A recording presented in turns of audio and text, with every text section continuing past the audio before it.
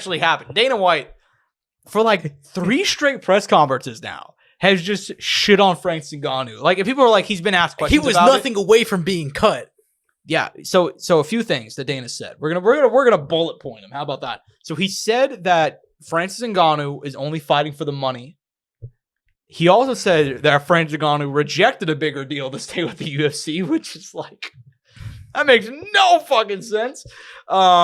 He also said that he didn't get paid as much from boxing as he would have for the UFC. He said that he's avoided the competition. He's avoiding John Jones. He actually also said, in case Dana dropped all pretense in like the last press conference about this being about money, he's like, Ngannou's not a good guy.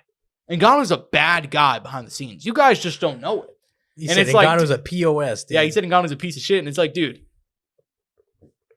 who do you think you're fooling, dude? Like, genuinely. Like, I've seen you on camera, bro. Like, we caught you in 4K, Dana. Come on, man. You're trying to tell me the guy from Cameroon who, like, I really, you know what I think it is?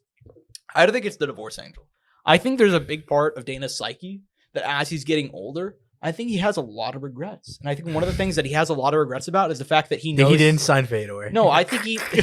Well, I'm sure he shits on Fedor once every like 6 months too. But I think there's a lot of regret. A year, right? I think he sees Francis Ngannou and almost feels like anger because like Francis Ngannou did take the hard way and he's everything Dana White says he is. You know what I mean? Like if Dana White didn't become high school friends with Fertitas, he's working at a fucking boxer-sized gym. And that's not me trying to be mean here. That's what he was doing. But you know something, Dana would have been... Also brought to you by our friends over at BetMGM. UFC fans, we have an offer for you. You can get up to $1,500 in bonus bets paid back if you follow our link down below to BetMGM, legal in many states. As if you're having any issues, go ahead and contact 1-800-GAMBLER if you're having any issues. But if you're looking to have some fun with the fights this weekend, go ahead and go. Once again, BetMGM. You can follow our link down below and have a little bit of fun. And if you don't hit, you'll get some bonus bets paid back.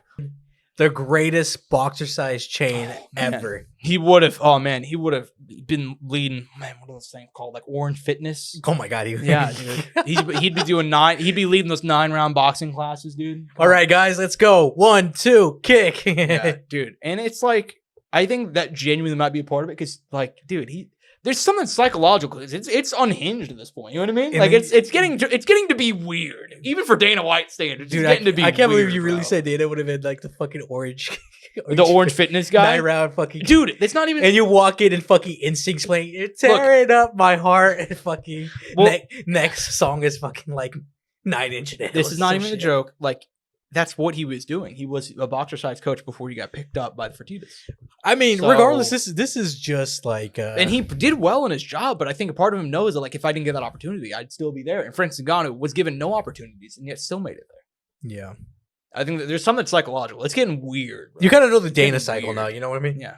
But like even like for guy leaves, you know, he'll probably shit on you. I feel like the only guy it's like weird. This is like the most who didn't do venomous in a long time. I mean, yeah, but you know he didn't do it to certain guys like Burgos. And the thing is, I think the reason he's like that is people ask him. Oh, I understand that. I think that's the other thing. People are asking him, so that's why it bothers him. Yeah.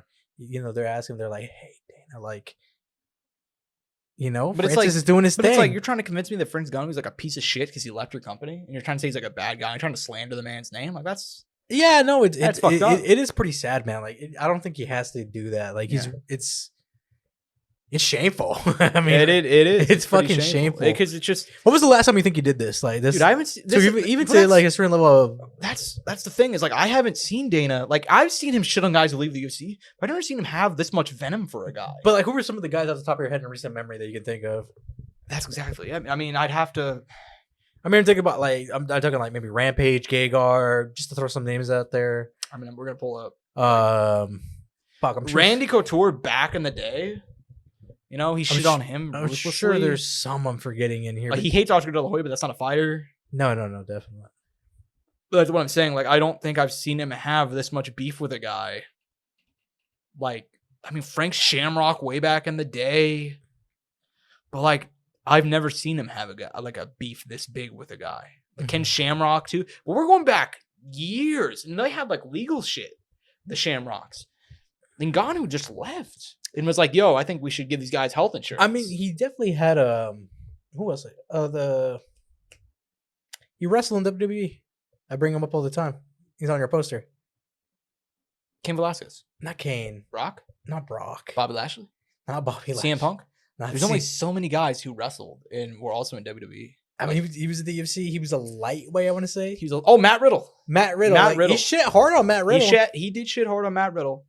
But Matt Riddle, like, that's exactly it, too. Like, they wanted to push Matt Riddle back in the day, but he kept on failing drug tests. There's reasons. Okay, but he was fucking up. But he was failing from weed, guys. No, I know, but he wasn't pulling the TJ Dillashaw. It was a different place. But yeah, I mean, it's just bizarre, bro. Like, it's just bizarre. Like, I can't imagine this.